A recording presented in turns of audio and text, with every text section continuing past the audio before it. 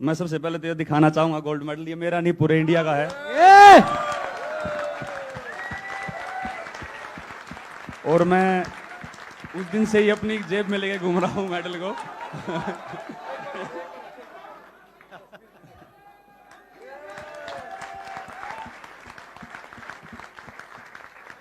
मैं सही बताऊं तो उस दिन से सही तरह से सो नहीं पाए हैं, खा नहीं पाए हैं, लेकिन जब भी मैं एकदम इसको निकाल के देख लेता हूं ऐसा लगता है कि यार सब ठीक है, कोई दिक्कत नहीं। और मैं ये बताना चाहूंगा कि मेहनत तो अच्छी हुई थी, लेकिन कहीं ना कहीं ये था मन में कि यार बहुत तगड़े कॉम्पिटिटर है हमारे, और मेरी वर्ल्ड रैंकिंग 4th चल रही थी और कंपटीशन बहुत ज़बरदस्त था वहाँ पे। लेकिन क्वालिफिकेशन राउंड में जैसी थ्रो लगी और उसके बाद मुझे लगा कि नहीं, ये मेरे लाइफ का सबसे जो तगड़ा मौका है ओलंपिक्स, और ये मैं नहीं छोड़ूंगा।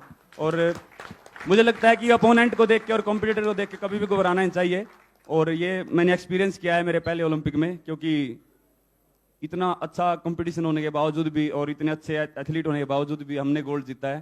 तो मुझे लगता है कि बस अपना 100% दो और किसी से घबराओ मत। एक चीज बताएं, वो जो आपने दूसरा थ्रो फेंका है और उसके बाद जो सेलिब्रेशन करी है, पता था आपको ये बेस्ट गया है थ्रो? बिल्कुल जी, वो जो शरीर का एफर्ट लगता है तो पता लग जाता है कि हाँ ये थ्रो कुछ अलग है, और मुझे लगा था कि मेरा पर्सनल बेस्ट थ्रो है, लेकिन वो थोड़ा उससे कम था, और बस वो फील हो जाता है। और फिर उसके बाद जो अगले दिन सुबह फील हुआ कमर में, शोल्डर में, एल्बो में, तो वो पर वही है कि अपने पास मेडल है तो ऐसा लगता है कि कोई बात नहीं, अब चाहे इंजरी हो जाती तो उसको भी देख लेते। अच्छा, आखिरी में आपके जो लंबे बाल थे, that main was very famous. यहाँ आते आते मेरे को 2-3 शैम्पू वालों के फोन आ गए हैं, जेल वालों के फोन आ गए हैं कि नीरज के वो लंबे होंगे।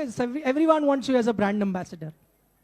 जी, मुझे लगता है कि मैं शुरू से ही 9-10 साल से लंबे बाल रख रहा था, और अभी वो तंग करने लगे थे। मैं 2-3 कंपटीशन खेल रहा हूँ, उसमें वो पसीना आ रहा था, आंखों पे गिर रहे थे, और मैंने वो सिर पे वो क्या पट्टा ही बांध के देख लिया, टोपी भी डाल के देख ली, वो सब गिर जाता था लाइन से आगे। तो मैंने सोचा कि यार ओलंपिक है, ऐसा कोई स्टाइल बाद में हो जाएगा, गेम पहले है।